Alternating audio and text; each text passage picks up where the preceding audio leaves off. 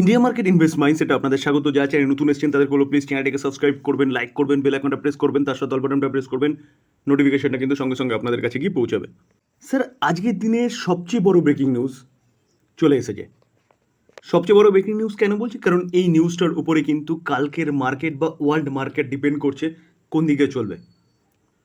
তো চলুন সেই নিউজটা কি এবং নিউজটা থেকে কি খবর আমরা পাবো সেটা একটু দেখে নিই। নিউজটা কি দেখুন, ইউএসএ জিডিপি ডেটা আজকে 27 তারিখ, আজকেই হচ্ছে জিডিপি ডেটা কিন্তু ডিক্লেয়ার হওয়ার কথা ছিল। তো ডেটা কিন্তু চলে এসছে। তো জিডিপি ডেটা কি বলছে দেখুন, ফোরকাস্ট করা হয়েছিল 1.3%, যেটা প্রিভিয়াস ছিল 3.4, অ্যাকচুয়াল এসছে কিন্তু 1.4। দেখুন জিডিপি ডেটা সবসময় বেশি আসাটা ভালো, তাহলে বলতে পারেন যে জিডিপি ডেটা কিন্তু ইউএসএর বেশি এসছে, অর্থাৎ মার্কেট যা এক্সপেক্ট করছিল বা ফেড যা এক্সপেক্ট করছিল সেই থেকে কিন্তু অ্যাকচুয়াল বেশি এসছে। দেখুন স্যার, এটা হচ্ছে কোয়ার্টার ওয়ানের জিডিপি ডেটা, যেটা 27 তারিখে বেরিয়েছে। তো দেখুন মে মাসে যে জিডিপি ডেটাটা পাওয়া গেছিলো সেটা কিন্তু কোয়ার্টার ওয়ানেরই 1.6 ছিল, সেটা 1.3 এসছে অ্যাকচুয়াল, মানে ফোরকাস্ট করা হয়েছিল 1.6, যেটা 2.5 ছিল, 1.6 এসছে।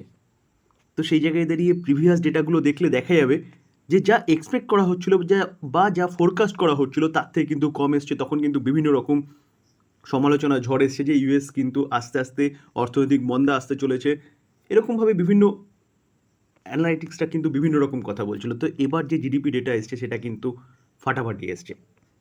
আমরা কিন্তু স্যার যে ইনফ্লেশন রেটও দেখেছিলাম সেটাও কিন্তু কন্ট্রোলে এসছে এবার। তাহলে ইউএসের অর্থনীতি কিন্তু আস্তে আস্তে চাঙ্গা হচ্ছে বলতে পারেন। এই চাঙ্গা হওয়ার পিছনে কিন্তু একটা স্বপ্ন আমরা দেখতে পারি, যত ইনফ্লেশন কন্ট্রোলে আসবে, যত জিডিপি ভালো হবে, যত অর্থনৈতিক চাঙ্গা হবে, তত কিন্তু রেট কাটের সম্ভাবনা আমরা দেখতে পাচ্ছি, বা রেট কাট করতে পারে ফেড। তো ফেড রেট কাট করলে কিন্তু ইন্ডিয়ার আরবিআই রেট কাট করবে, তাহলে যেটা মার্কেটের জন্য কিন্তু খুব ভালো, মার্কেটের লিকুইডিটি বাড়বে, আর রকেটের মতন কিন্তু নিফটি বলুন, সেন্সেক্স বলুন, ডাউ বলুন ছুটবে।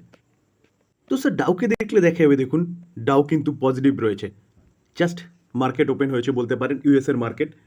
তো ডাউ কিন্তু পজিটিভ চলছে। দেখুন যেখান থেকে মার্কেট ওপেন হয়েছে সেখান থেকে কিন্তু ডাউ উপরের দিকে মুভমেন্ট দেখিয়েছে, জাস্ট ওপেন হয়েছে। এবং ন্যাসড্যাককে দেখলে দেখা যাবে ন্যাসড্যাকও কিন্তু পজিটিভ রয়েছে, 0.26% ওপরে রয়েছে। তো বলতে পারেন মার্কেট কিন্তু এই জিডিপি ডেটাটাকে পজিটিভলি নিয়েছে। যখনই স্যার আমেরিকার জিডিপি ডেটা বলুন পজিটিভ আসে এবং ইনফ্লেশন পজিটিভ আসে, তখনই কিন্তু রেট কাটের স্বপ্ন সবাই দেখতে থাকে। এবং রেট কাট হতে শুরু করলে কিন্তু স্যার আইটি সেক্টরের কোম্পানিগুলো রকেটের মতন ছুটবে। দেখুন ইনফোসিস, এডিআর, ইউএসের মার্কেট ওপেন হয়ে গেছে, যেটা কোথায় রয়েছে, যেটা কিন্তু হচ্ছে ইউএসের মার্কেটে রয়েছে, ন্যাসড্যাকে রয়েছে। তো এডিআর দেখলে দেখা যাবে 2.20% কিন্তু একটা আফসাইড মুভমেন্টে রয়েছে, যেখানে কালকেও কিন্তু আমরা দেখেছিলাম এই ইনফোসিসের এডিআর যথেষ্ট ভালো মুভমেন্ট দেখাচ্ছিল। তো স্যার এটা কিন্তু বেস্ট সময় এই কোম্পানি নিয়ে চিন্তাভাবনা করার, যেখানে দেখুন 5 দিনে দেখলে দেখা যাবে কোম্পানিটা 2%-এর ওপরে একটা আফসাইড মুভমেন্ট দেখাচ্ছে। 1 মাসে দেখলে দেখা যাবে 7%-এর ওপরে একটা আফসাইড মুভমেন্ট দেখাচ্ছে। আমি কিন্তু এডিআরের কথা বলছি। তো কালকের দিনে কিন্তু আমাদের ইনফোসিস, যেটা আমাদের মার্কেটে ট্রেড করছে, সেই ইনফোসিস কিন্তু ভালো পজিটিভ মুভমেন্ট দেখাতে পারে। দেখুন স্যার উইপ্রো, এটাও কিন্তু কোথায় লিস্টেড আছে, এটা হচ্ছে ন্যাসড্যাকের লিস্টে আছে উইপ্রোর এডিআর। দেখুন দেখলে দেখা যাবে কিন্তু উইপ্রো কিন্তু 3%-এর কাছাকাছি একটা আপসাইড মুভমেন্ট দেখাচ্ছে। কালকেও কিন্তু উইপ্রো ভালো মুভমেন্ট দেখিয়েছিল এই এডিআরে। আজকে আমাদের মার্কেটে উইপ্রো কিন্তু একটা ভালো মুভমেন্ট দেখিয়েছে, কালকেও এক্সপেক্ট করা যেতে পারে ভালো মুভমেন্ট দেখাতে পারে। কেন? কারণ একটু আগে বললাম, যখনই এই ফাইন্যান্সিয়াল রেজাল্টগুলো পজিটিভ আসে না, তখনই কিন্তু সবাই রেড কার্ডের স্বপ্ন দেখতে থাকে। তো সেই জায়গায় দাঁড়িয়ে কিন্তু রেট কাট হলে এই আইটি সেক্টরের কোম্পানিগুলো রকেটের মতন ছুটবে, কারণ কারণ অর্থনীতি ট্র্যাকে আসবে, বিজনেস স্মুথলি চলতে শুরু করবে, এবং যখন বিজনেস স্মুথলি চলতে শুরু করবে তখন এই আইটি সার্ভিস প্রোভাইড করা কোম্পানিগুলোর কিন্তু বিজনেস বাড়তে থাকবে। তো তার ফলে কিন্তু এই কোম্পানিগুলো রকেটের মতন ছুটবে। তার পাশাপাশি কেমিক্যাল সেক্টরের কোম্পানিগুলো কিন্তু রকেটের মতন ছুটবে। কেন? কারণ আমাদের দেশের কেমিক্যাল সেক্টরের কোম্পানিগুলো কী করে, এক্সপোর্ট করে।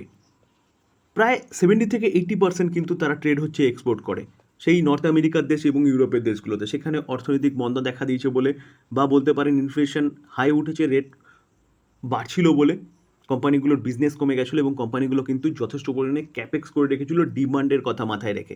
ইউক্রেন রাশিয়া যুদ্ধ হলো, সব গন্ডগোল হয়ে গেল, তার ফলে এই কোম্পানিগুলো কিন্তু একটা কনসোলিডেট মোডে চলে গেছে। দেখুন আজকের দিনে এই কোম্পানিটা 2.5%-এর উপরে একটা আফসাইড মুভমেন্ট দেখিয়েছে। এটা কিন্তু ন্যাসড্যাকে লিস্টেড নেই, এটা আমাদের ইন্ডিয়ার কেমিক্যাল সেক্টরের কোম্পানির কথা বলছি। তো কেমিক্যাল সেক্টর শুধু এই কোম্পানি না, প্রতি কটা কোম্পানি কিন্তু আপনি রাডারে রাখতে পারেন। দেখুন আমরা যদি 5 বছরের চার্ট দেখে দেখলে দেখা যাবে এই কোম্পানিটা 2021 থেকে কনসোলিডেট করছে। কেন?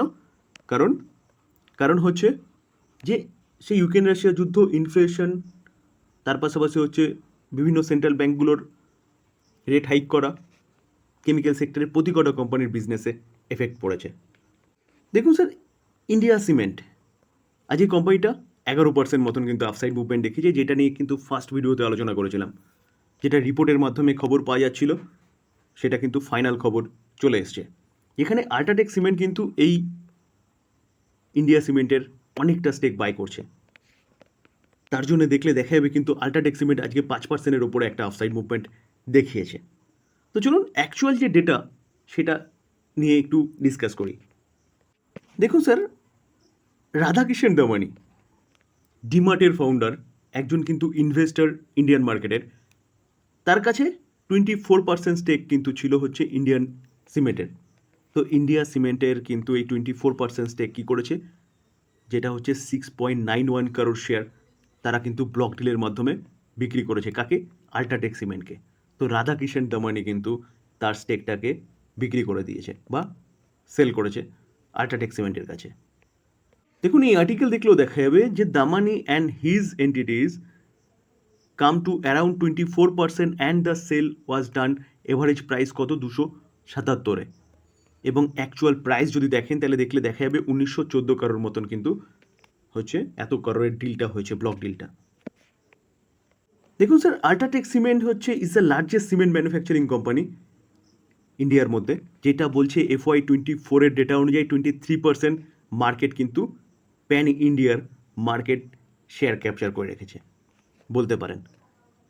তো সেই জায়গায় দাঁড়িয়ে স্যার এত বড় কোম্পানি, এই কোম্পানি কিন্তু আপনি সেফলি ইনভেস্টমেন্ট করতে পারেন আল্ট্রাটেক সিমেন্টের কাছে, যেখানে আপনি এই কোম্পানিতে ইনভেস্টমেন্ট করে আপনি যদি ভুলেও যান তাহলেও কিন্তু এই কোম্পানিটা সেফলি আপনাকে একটা ভালো রিটার্ন বানিয়ে দেবে, সেরকমই এই কোম্পানিটা। তার পাশাপাশি আরেকটা কিন্তু ব্রেকিং নিউজ পাওয়া যাচ্ছে, যেটা আরবিআইয়ের কাছ থেকে। দেখুন 27শে জুন 6:03 আপডেট, অর্থাৎ মার্কেট ক্লোজ হয়ে যাওয়ার পরে কিন্তু আপডেটটা কি, দেখুন কিছুদিন আগে পর্যন্ত অর্থাৎ 2020 কোভিডের আগে পর্যন্ত যদি দেখেন তাহলে দেখলে দেখা যাবে আমাদের ব্যাঙ্কগুলো কিন্তু কন্টিনিউয়াসলি খারাপ পারফরমেন্স করছিল, পুয়ার পারফরমেন্স করছিল। তো এখন সবচেয়ে বড় নিউজ যেটা, যে কন্টিনিউ এনপিএ বাড়ছিল। তো এনপিএ মিনস নন পারফর্মিং অ্যাসেট। তো এই নন পারফর্মিং অ্যাসেট যেটা বলছে যে গ্রস এনপিএ ব্যাঙ্কিং সেক্টরের, যেটা আরবিআই তথ্য দিচ্ছে যে 12 ইয়ার্স লো।